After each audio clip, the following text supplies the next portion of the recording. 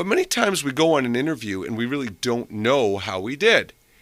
And it reminded me of the question everybody dreads on an interview, which is what our show is about today, which is, what's your biggest weakness? And of course, a lot of people used to say things like, I work too hard. Ha ha ha, I work too hard. And it got me thinking, when I was talking to this person earlier this week, I was thinking, work too hard. What does that actually mean? How do you know if you're a hard worker? How do you know if you have a great work ethic? What does actually work too hard mean?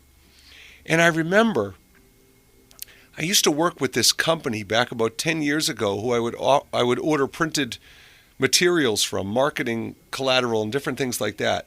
And one of their reps, she drove me up the wall.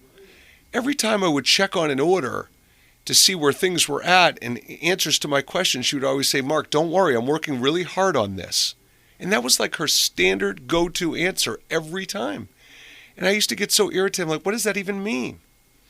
So before the show today, I actually looked up, work ethic, working hard. And it actually says one who is industrious and diligent in carrying out tasks or duties. And this is the best part. After that, it said striver. And